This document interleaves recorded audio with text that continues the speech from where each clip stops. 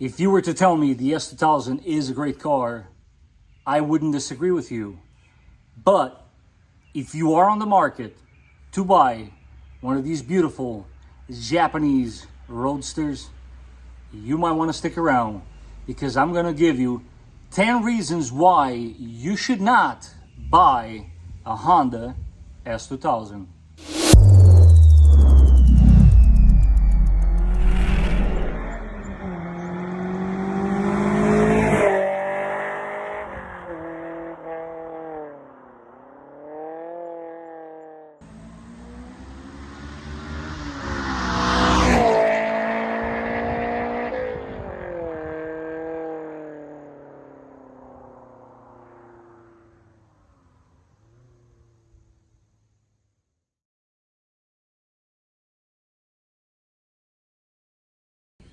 And the very first reason, which I'm sure every single S2000 owner can attest to that, is the location for the cup holder. First of all, I don't even understand why this car has a cup holder to begin with. They might as well just not even have put it there. Please allow me to explain why. So the cup holder sits right in between your armrest and your shifter lever. So if you were to put a cup there, you would have hard time getting to your shifter. But I know you're saying, well, this is a bit exaggerated, isn't it? Okay, normal size water bottle, armrest, shifter. You see where I'm going with this? Cup holder, S2000, forget it. If you're driving this car, don't bring drinks inside of it, because you will be cleaning up a spill. I'm not entirely sure what this guy's talking about. This one fits perfectly fine.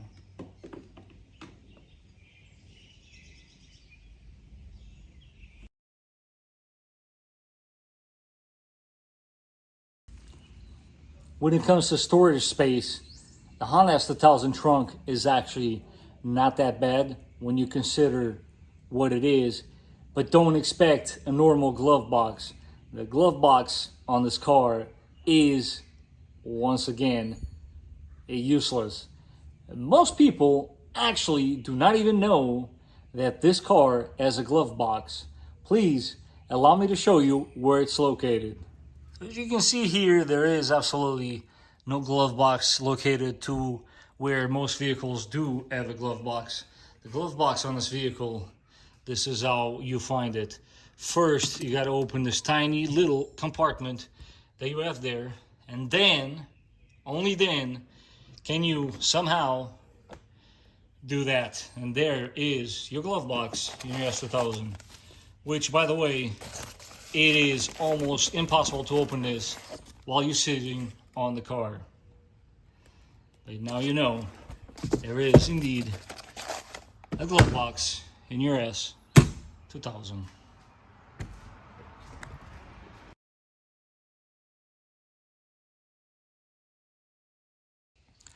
So in the next two ones are very much going to be working together, or should I say working against you together. So let's start with the first one.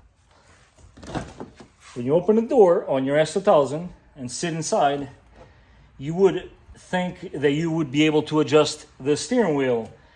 Well, not in this car. The steering wheel is fixed.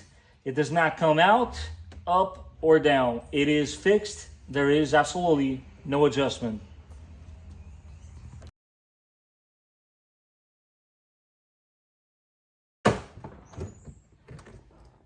And also, keep in mind that this car was not specifically designed for taller people. So, if you are taller than 6 feet tall, my word to the wise is, do test drive the car, because you might not fit in a Honda S2000.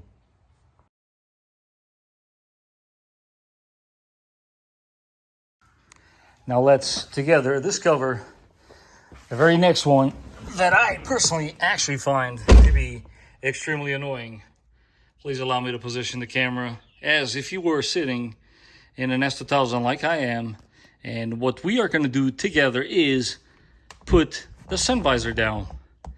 Now, I don't know about you, But this covers, let's just throw a number out there, 40% of the visibility. Why did Honda do that? I don't know. This visor is, in my opinion, overkill. Not to mention, when you look at the way it sits within the car, it is, in my opinion, too big.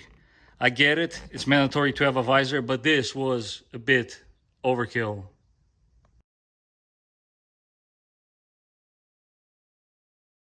And while we're still sitting on the driver's side here, I want to bring the next point to the table. If you look at the design of the dashboard, this car is very much driver oriented. All these controls are facing the driver, and it is for the driver's comfort. Now that comfort is taken to a whole nother level. If you look at the transmission tunnel on the driver's side, it's perfectly fine. Now, when you look at the passenger side, what you will see is a massive bump here along with the transmission tunnel that sticks out in this entire area, therefore compromising the comfort of the passenger. In order for you to sit comfortably with this car, you will have to do it so with the legs facing that way. And that, my friends, can be a little annoying, especially in a long trip. Not so much for the driver, but for the passenger.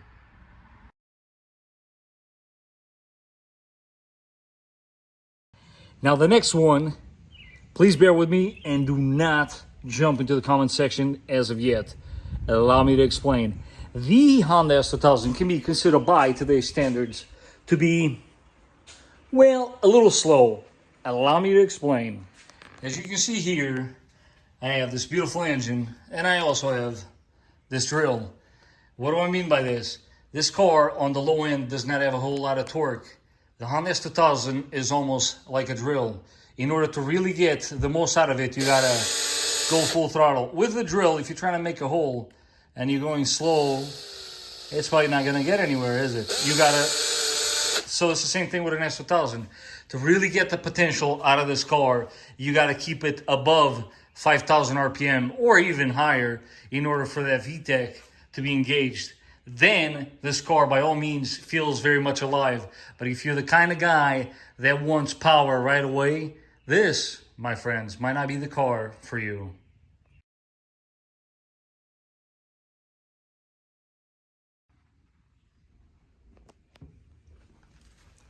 And yes, although it is a Honda, and by all means, it is a very reliable car and platform for that matter, beware, make sure that you do buy one that was properly maintained and has all the service records, because S2000s, if not properly maintained and cared for, can be very expensive to own. Ask me how I know that.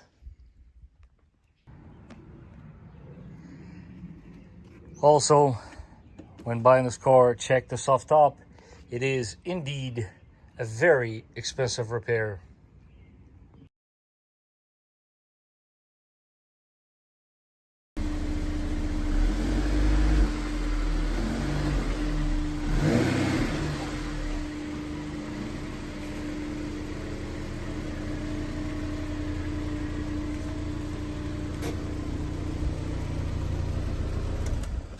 So, and the next one, guys, has to do with the comfort of the driver and the passenger. As a daily driver or for long journeys, this car is not the most comfortable. As a matter of fact, if you are claustrophobic, you are not going to like this car because there isn't a lot of space. Yes, you got a lot of space on this arm, but there's not a lot of room over here, and the same obviously goes for the passenger. She's gonna recruit my wife to help me out with this. Has to do once again with the comfort of not only the driver but the passenger. What do you think about this, honey? Long trips, what do you think about this car? Comfortable? No, there's not enough room. There isn't enough room. Yeah, bottom line, there's not enough room. When you're sitting inside this car, this side of your body has absolutely no room. So if you are indeed a claustrophobic person and you enjoy a little bit of room, there isn't any in this car. What do you think about all this, JP? You like this car? No. He doesn't like it. Guys, we love the S2000.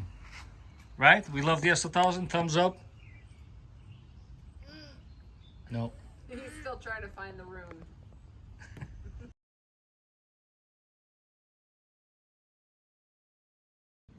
And last but not least, there is one more thing that I do want to add to this list.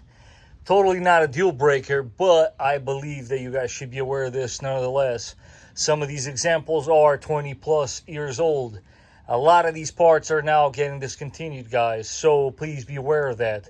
If you are in the market to buy a Honda S2000, make sure that you do try to buy yourself a clean example, because if you need certain parts, chances are you might not be able to buy them, and that is definitely something worthy of noting. Now, if you were to ask me, why did you own an S2000 then? Well, because I love it, guys. Yes, there are some things about it that I find annoying, but I would never, ever sell this car. This is my dream car, and if you are on the market to buy one, you better get on it as soon as possible, because I got news for you. The value for these cars is only going up. And on that shocking, yet not so disappointing ending, I want to take the opportunity to thank you guys for watching. If you like this video, don't forget to smash that like button. If you haven't done so, don't forget to subscribe, and I will catch you guys on the next one.